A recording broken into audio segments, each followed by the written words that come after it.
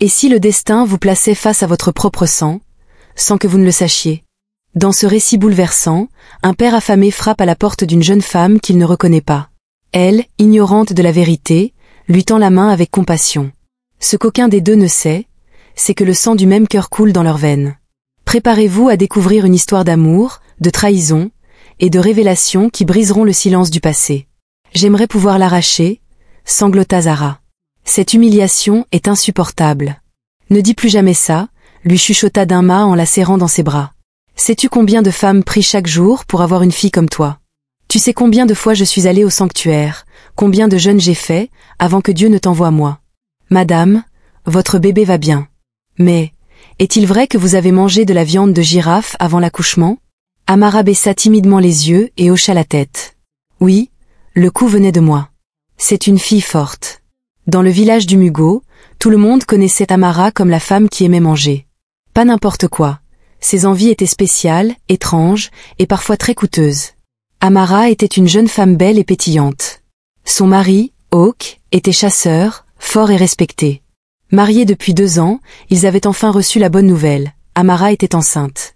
Dès le premier mois, ses fringales avaient démarré comme un feu de brousse. « Hawk, je veux de la viande de lapin rôti », cria-t-elle un matin, caressant son ventre rond et se roulant par terre comme une enfant.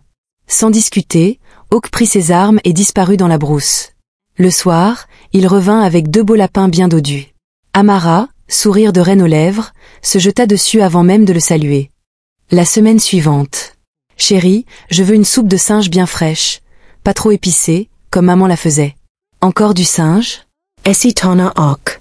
Mais Amara essuyait déjà des larmes imaginaires. « Tu veux que notre bébé naisse sans yeux? C'est ce qui arrive, paraît-il, quand on refuse une envie à une femme enceinte. » Hawk ne voulait pas tenter le destin. Il remit ses bottes et repartit dans la forêt. Peu à peu, le village l'avait surnommé le chasseur volant, toujours pressé de traquer des bêtes étranges pour nourrir les caprices de sa femme. Mois après mois, Amara engloutissait tout, antilope, porc-épic, écureuil, agouti, pangolin. Si ça vivait dans la brousse, elle voulait le manger. Parfois même, elle attaquait la viande encore brûlante, comme une lionne affamée. Les femmes du village riaient en cachette. Celle-là, on dirait qu'elle nourrit des jumeaux, des triplés, et toute une équipe de football. Mais Amara s'en fichait. Tant que son ventre était heureux, le reste n'avait pas d'importance. Hawk, lui, maigrissait. Chasser tous les jours, acheter des épices et du bois pour ses festins incessants, cela coûtait cher. Mais il aimait sa femme et voulait le meilleur pour elle et leur enfant. Enfin, le 9e mois arriva. Son ventre ressemblait à une grosse calebasse prête à éclater. On pensait qu'elle en aurait fini avec ses folies, mais non. 3 jours avant la date prévue, un matin. Hawk. Hurla Amara. Il accourut, machette en main. Quoi? C'est le moment? Le bébé arrive? Non, mais autre chose arrive, répondit-elle en se léchant les lèvres. Quoi donc? Je veux de la viande de girafe. Silence. De la girafe? Oui. Grillée, avec sauce à l'aiguisie et igname pilé. Amara. Il n'y a même pas de girafe dans cette partie de la forêt. Et même si j'en trouvais une, la faire tomber n'est pas facile. Tu veux ma mort? Alors laisse-moi mourir la première. Laisse le bébé naître avec un œil et 3 jambes, tu t'en fiches de nous. Et elle se roula par terre, pleurant et tapant des pieds comme une enfant. Puis elle refusa de manger, de boire ou même de lui parler. Elle veut me tuer par la faim. Cria Hawk, despair. Les anciens du village vinrent supplier. Les femmes tentèrent de la raisonner. Mais Amara répétait inlassablement. Viande de girafe, ou pas de paix. Hawk comprit qu'il n'avait plus le choix. Il réunit 4 amis chasseurs. S'il vous plaît, aidez-moi à trouver une girafe, où qu'elle soit, au plus profond de la forêt. Ma femme est prête à mettre le village sens dessus dessous. Après 2 jours à chercher, courir et transpirer, ils finirent par trouver une grande girafe qui buvait paisiblement au bord d'un ruisseau. Ce ne fut pas facile, mais ils réussirent à l'abattre et à ramener la viande au village. Quand Amara aperçut la viande de girafe, elle se mit à danser de joie, ventre rond et sourire radieux. Elle chantait à tue-tête pendant que les femmes l'aidaient à préparer la sauce à l'aiguisie. La marmite bouillonnait, l'igname pilé était prête. Viande de girafe. Aujourd'hui, tu ne m'échapperas pas. Toute la maison embaumait un parfum de paradis. Amara s'assit dans un grand fauteuil comme une reine, devant une montagne d'igname pilé et une marmite fumante remplie de morceaux tendres de girafe. Elle mangea, et mangea encore. Madame, allez-y doucement, prévint une femme. Laissez-la, répondit Toque. Qu'elle profite bien de la girafe qui a failli nous coûter la vie. Amara termina tout, lécha ses doigts, puis déclara avec un sourire. Maintenant, je peux accoucher en paix. 2 jours plus tard, le travail commença. Le bébé arrive. Cried Tion. Les femmes accoururent avec des pagnes, la sage-femme traditionnelle se précipita. Hawk faisait les 100 pas, nerveux. Amara criait, poussait, et enfin, l'enfant naquit. Une fille, belle et en bonne santé. Du moins, c'est ce que tout le monde croyait. La sage-femme l'examina, puis s'exclama. Ah, mais, qu'est-ce que c'est que ça? Tout le monde se rassembla autour du nouveau-né. Elle avait un cou long. Très long. Un cou que l'on ne voit qu'aux os. Un cou de girafe. Peut-être que c'est à cause de la viande de girafe qu'elle a mangé, murmura une femme. Ah, cet enfant aura besoin d'un pagne spécial, les habits normaux n'atteindront jamais ce cou-là, plaisanta une autre. Hawk failed a savannah. Amara, en sueur, souriait. Elle est belle, n'est-ce pas? Les femmes ne savaient que répondre.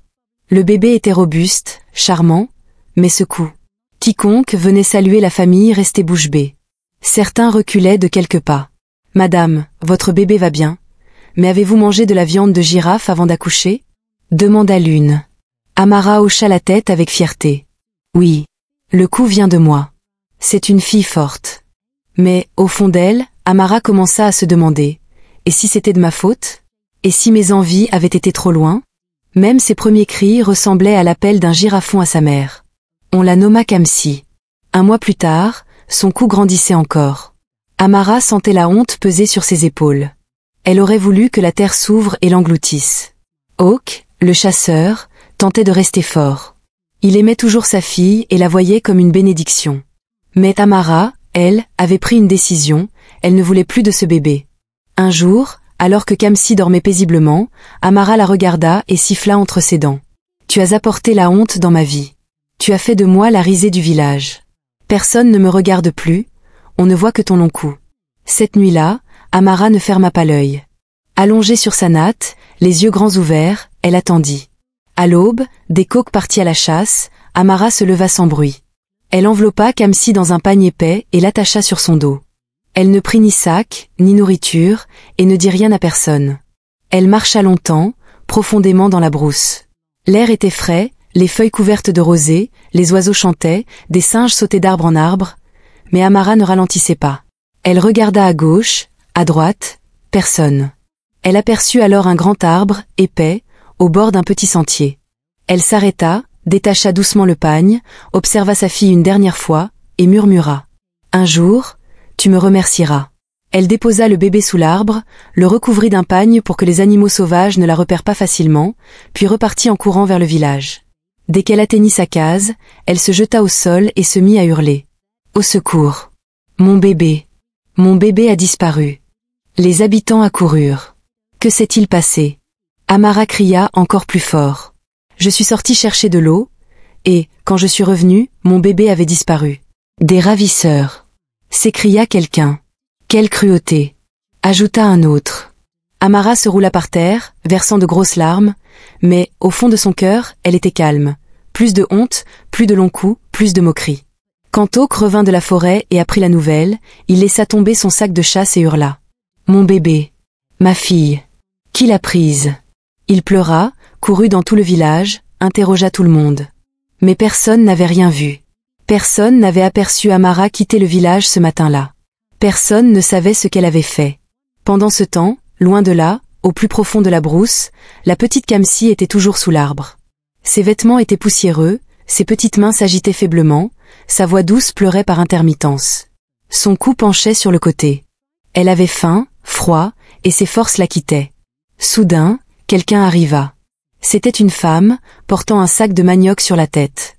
Ses pieds étaient couverts de poussière, son pagne était usé, ses yeux fatigués. Elle s'appelait Dama.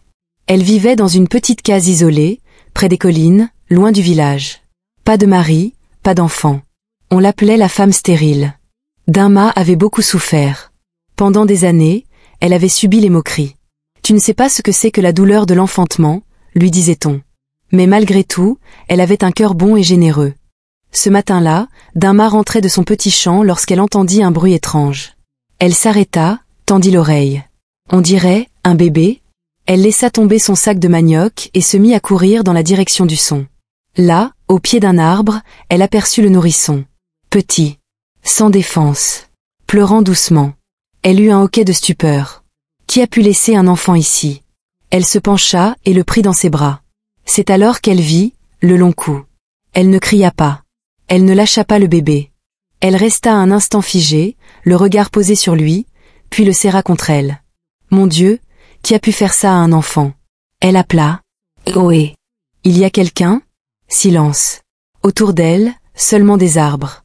Elle baissa les yeux vers le bébé, le regarda longuement, puis esquissa un petit sourire fatigué. À cet instant, le cœur de Dinma se mit à fondre. Peu m'importe ton apparence, tu es à moi, désormais. Elle déchira un morceau de son pagne, attacha Kamsi sur son dos, et rentra chez elle. Arrivée dans sa petite cour, elle lava le bébé, le nourrit de bouillie chaude et l'enveloppa dans un tissu bien douillet. Tu es belle, dit-elle doucement. Peu importe ce que les gens diront. Elle ne connaissait pas le prénom de l'enfant. Alors, dans un murmure, elle lui souffla. Je t'appellerai Shizaram. Cela veut dire, Dieu m'a exaucé. Cette nuit-là, Dinma ne ferma pas l'œil.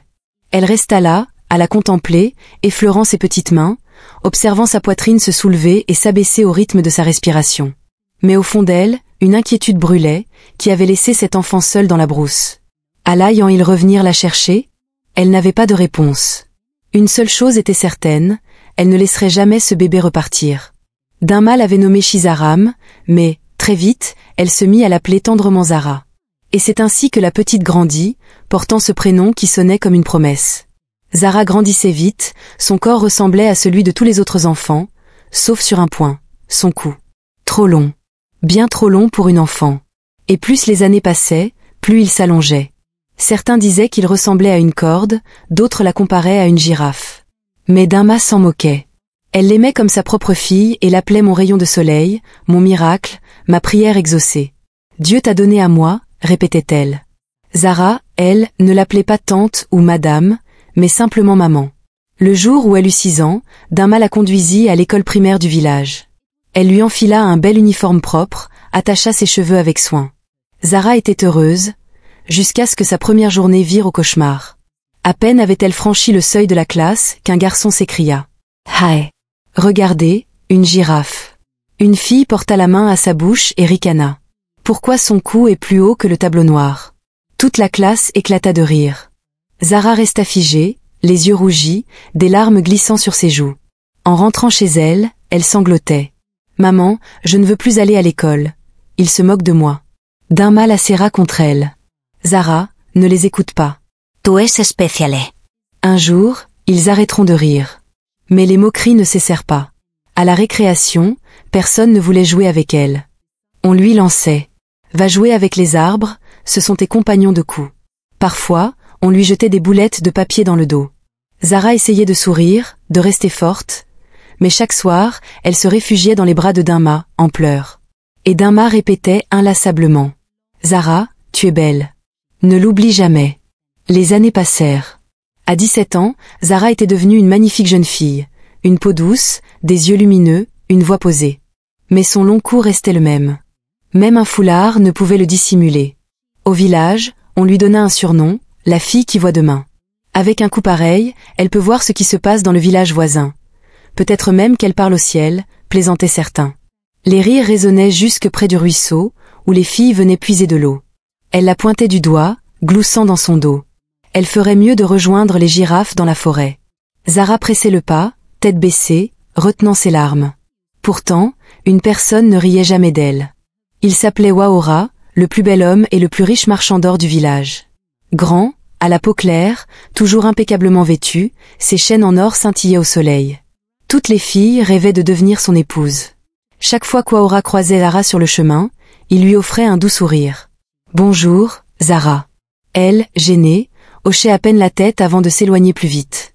Parfois, elle se demandait « Pourquoi me salue-t-il » Il devrait se moquer comme les autres. Mais Waora ne changeait pas.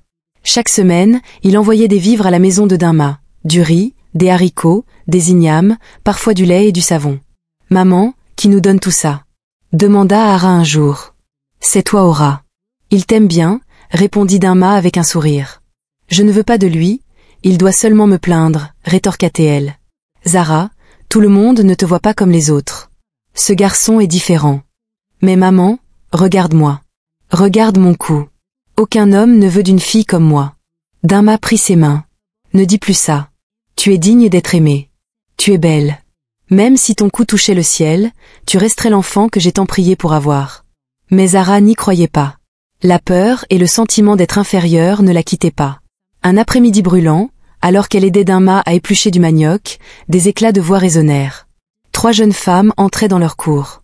Zara reconnut aussitôt la première, Shizom, la petite amie d'Aura, celle que toutes les filles du village craignaient. Grande, assurée, pleine de fierté, elle avançait suivie de ses 2 amies, véritables gardes du corps. En entrant, Shizom frappa dans ses mains.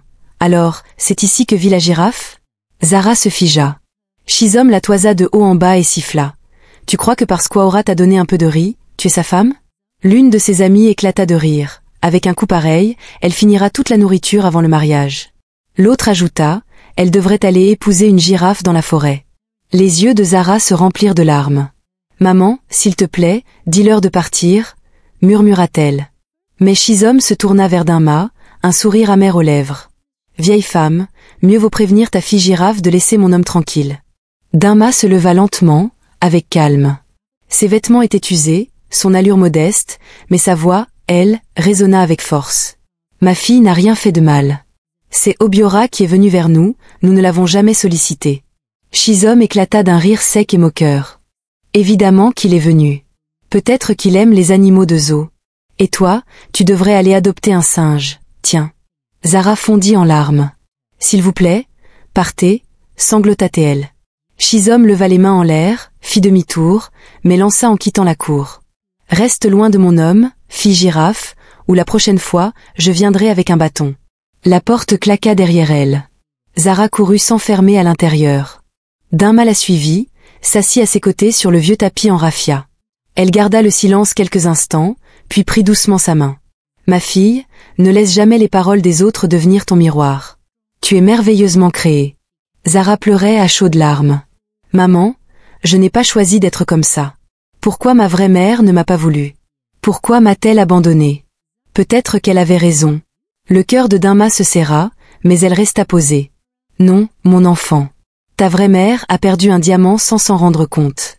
Qu'il rit aujourd'hui, un jour, ils verront qui tu es vraiment. Des heures passèrent. Zara restait assise, recroquevillée, les genoux serrés contre sa poitrine, les yeux noyés de larmes. Maman, pourquoi disent-ils tout ça? Que ai-je fait? Dinma entoura sa fille de ses bras. Mon enfant, le monde est cruel envers ce qu'il ne comprend pas. Mais ne laisse jamais leur moquerie devenir ta honte. Zara renifla, les yeux gonflés. Ils m'ont appelée girafe. Ils ont dit que je devrais épouser un animal. Même la copine d'Obiora t'a insulté, maman. Dinma essuya ses joues en souriant doucement. Laisse-les parler. Ce que Dieu a fait beau, aucune bouche ne peut le salir. Tu es mon trésor. Mais Zara n'arrivait pas à sourire. Le cœur lourd, elle se leva et s'approcha du vieux miroir suspendu au mur. Elle observa longuement son reflet. Oui, son cou était vraiment long. Plus long que celui de quiconque au village. Elle bougea la tête, à gauche, à droite, mais rien n'y faisait. Ce cou était là, grand, droit, impossible à ignorer.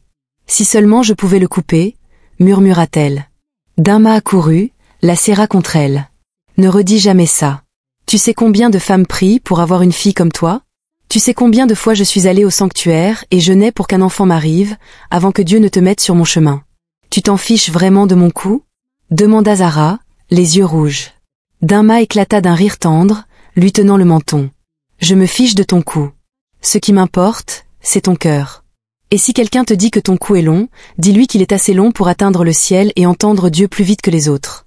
Pour la première fois de la journée, Zara esquissa un petit rire. Le lendemain, les rumeurs envahirent le village.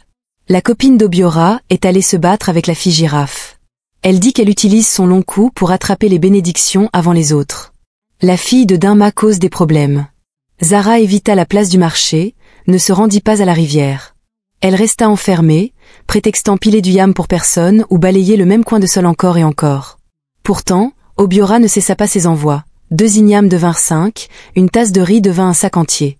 Il envoya même de l'huile de palme, du gari, un petit flacon de parfum, et 2 pagnes pour Dinma.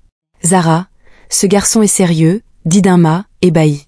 Mais Zara refusa de sortir. Je ne veux rien de lui. Ma fille, combien de temps vas-tu te punir? Tu ne vois pas qu'il voit au-delà de ton cou? Je ne suis pas comme les filles qu'il devrait épouser. Je suis juste la risée du village. Ce soir-là, alors que Dinma lavait des feuilles amères à l'arrière-cour, un coup léger retentit à la porte. Toc toc. Zara écarta un coin du rideau, et aperçut Obiora. Elle sursauta et fila se cacher dans la chambre.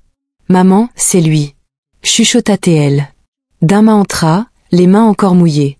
Qui ça? Oh, Obiora. Un large sourire éclaira son visage. Laisse-moi l'accueillir comme il faut, en bonne future belle-mère. Maman, s'il te plaît, ne m'embarrasse pas.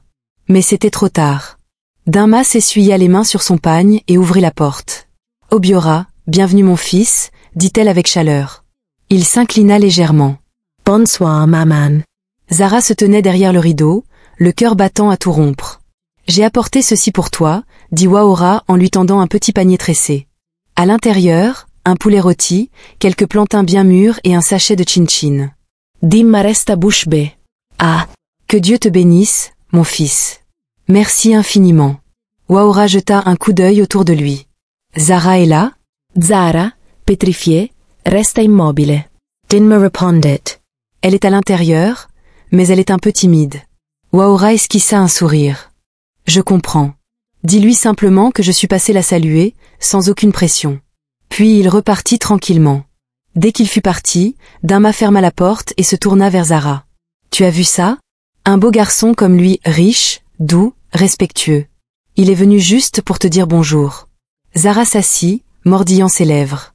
Il finira par se lasser, il partira. Dinma fronça les sourcils. Peut-être, mais certainement pas à cause de ton cou. Ne repousse pas les gens qui t'aiment, ma fille. La vie est trop courte. Quelques jours plus tard, les choses prirent un nouveau tournant. Zara aidait Mama à laver le linge au ruisseau lorsque Shizom et ses 2 amis arrivèrent, bruyantes comme toujours. Elles posèrent leurs seaux et se mirent à chuchoter volontairement à haute voix. Regarde-moi ce coup. Et c'est lui qui attire un homme riche? Lança l'une. Shizom s'approcha d'elle. Tu n'as toujours pas honte après tout ce que je t'ai dit? Je ne lui ai rien demandé, répondit Zara calmement. Mais tu as accepté la nourriture, et les cadeaux, toi et ta mère affamée, cracha Shizom. Le cœur de Zara se serra. Elle serra les poings. Ne parle pas de ma mère comme ça. Shizom éclata de rire. Sinon quoi? Tu vas me frapper avec ton long cou? Ses amis éclatèrent de rire. Regarde-moi cette girafe, lança l'une. Shizom s'approcha encore. Éloigne-toi d'Waora. Sinon, la prochaine fois, ce ne seront pas que des mots. Les larmes montèrent aux yeux de Zara. Elle ramassa précipitamment le linge mouillé et s'enfuit. Les villageois présents au ruisseau observèrent en silence. Certains la plaignirent, d'autres murmurèrent, mais personne ne prit sa défense. Arrivée chez elle, Zara laissa tomber les vêtements et éclata en sanglots. Je n'ai pas demandé ce coup. Je n'ai pas demandé cette vie. Dinma accourut et la serra dans ses bras. Je ne veux pas d'Waora, je ne veux pas de ses cadeaux. Je veux juste la paix, je veux être normale. Dinma la serra encore plus fort. Peut-être que tu n'es pas née pour être normale, Zara, peut-être es-tu née pour être exceptionnelle. Zara la regarda, intriguée. Qu'est-ce que tu veux dire? Dinma se contenta de sourire. Un jour, tu comprendras. Après de longues discussions et beaucoup d'encouragement, Dinma finit par la convaincre. Ma fille, lui dit-elle un soir au coin du feu, tu mérites d'être aimée. Waora t'aime, coulon ou pas. Ne laisse pas tes peurs t'empêcher d'être heureuse. Les yeux embués, Zara hocha doucement la tête. Je vais l'épouser, murmura-t-elle. Dinma poussa un cri de joie et se mit à danser. Merci, Seigneur. Ma fille va revêtir une robe de mariée. Le mariage fut un événement comme le village n'en avait jamais connu. Les gens affluèrent de partout. Certains grimpèrent aux arbres pour mieux voir, d'autres portaient leurs enfants sur les épaules. La cour d'Waora était décorée de tissus colorés, de fleurs et de rubans dorés. Les marmites fumaient, riz parfumé, ignames pilés, soupe d'égusi, jollof et gibier. Mais la vraie star, c'était Zara. Elle apparut dans une longue robe blanche, son long cou orné de rangées entières de colliers en or pur, du haut jusqu'à la base. Elle avançait avec la grâce d'une reine, tel un chat sur un tapis rouge. « N'est-ce pas la même fille qu'on se moquait avant ?» demanda quelqu'un. « Regarde-moi ce coup. » Même les reines de la grande ville ne brillent pas autant. Les gens étaient bouche bée, certains chuchotaient avec regret. Zara, elle, se contentait de sourire. Ceux qui l'avaient moquée voulaient maintenant lui ressembler, mais elle restait humble, tenant doucement la main d'Waora. Après le mariage, Zara s'installa dans leur immense maison. Carrelage brillant, fauteuil moelleux, cuisine étincelante, et un robinet qui donnait de l'eau claire, un luxe rare dans le village. Les filles qui l'avaient méprisée hier lui adressaient maintenant des sourires forcés de loin. Mais Zara n'avait besoin que de deux véritables soutiens, Dinma, sa mère, et Waora, son mari. Puis, un malheur frappa la région. La pluie cessa de tomber, les rivières s'asséchèrent, les champs moururent, les animaux s'enfuirent. La famine s'installa. Même les familles aisées commencèrent à vendre leurs chèvres pour survivre. Mais chez Waora, c'était différent. Il avait stocké assez de nourriture et creusé un puits profond qui ne tarissait jamais. Chaque jour, des villageois venaient supplier. « Donnez-nous un peu de nourriture, mes enfants n'ont pas mangé depuis hier. » Zara et Dinma préparaient alors des paniers, partageant eau et vivres avec des familles entières. Certains venaient la tête basse, honteux de l'avoir insulté par le passé. Elle leur donnait quand même, le cœur généreux. Un après-midi, un vieil homme éreinté arriva à leur portail. Ses vêtements étaient en lambeaux, ses jambes couvertes de poussière. Ses yeux fatigués témoignaient de jours entiers sans nourriture. C'était Hawk, le chasseur, le véritable père de Zara. Il ne la reconnut pas. Il ne se doutait pas que la jeune femme debout derrière le portail, vêtue d'habits propres, parée d'un long cou orné de colliers d'or, était sa propre fille. Baissant la tête, la voix brisée, il dit « S'il vous plaît, j'ai faim. Je n'ai rien mangé depuis ce matin, et j'ai besoin d'un peu d'eau à ramener chez moi. » Zara ne répondit pas longuement. Elle se tourna et appela. « Maman, donne-lui de la nourriture et de l'eau, qu'il puisse se reposer. » Dinma apporta un plat de riz, de la viande, et un gobelet d'eau. Elle les lui offrit avec un sourire bienveillant. Hawk s'assit à même le sol et mangea lentement. Entre deux bouchées, il ne cessait de jeter des regards à Zara. « Quelle beauté! Ce long cou est magnifique, » murmura-t-il pour lui-même. « Celle-ci est une reine. Elle ressemble à ce que ma fille aurait pu devenir. Si seulement. » Ses yeux se fermèrent un instant, comme pour repousser la douleur des souvenirs. Il se revit, des années plus tôt, pleurant la disparition de son bébé. Après avoir mangé, il se leva, s'inclina de nouveau, et repartit avec son bidon rempli d'eau. « Merci. Que Dieu vous bénisse. » Tout au long du chemin, il ne cessa de penser à cette jeune femme, sans savoir qu'elle était en réalité le sang de son sang. Et chaque fois qu'il passait près du manoir d'Waora, sur le chemin de la forêt, il s'arrêtait devant le portail, espérant l'apercevoir encore. « Si seulement j'avais ma fille, » pensait-il. Elle aurait pu être aussi belle qu'elle. Il ignorait que cette fille qu'il croyait perdue à jamais se tenait là, juste derrière ce portail. De son côté, Zara ne savait pas non plus que l'homme qu'elle avait nourri était son véritable père. Le même qui, autrefois, avait pleuré de désespoir en croyant son enfant volé. Pendant ce temps, Oluchi et ses amis, ces mêmes filles qu'il avait jadis humiliées, vinrent, elles aussi, quémander de la nourriture. Elles arrivèrent honteuses, le visage couvert d'un pagne. Zara, debout sur le balcon, les observa calmement sans prononcer un mot. Dinma leur tendit la nourriture. Elles la prirent en silence, puis s'éloignèrent.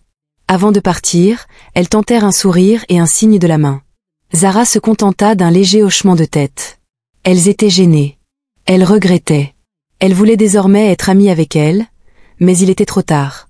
Leur faux sourire ne pouvait effacer la douleur qu'elles avaient autrefois causée. À présent, elles voyaient sa beauté, elles enviaient son amitié. Mais Zara n'était plus cette jeune fille fragile qui pleurait au bord du ruisseau. Elle était devenue Zara, la reine au cou d'or, respectée et admirée de tout le village.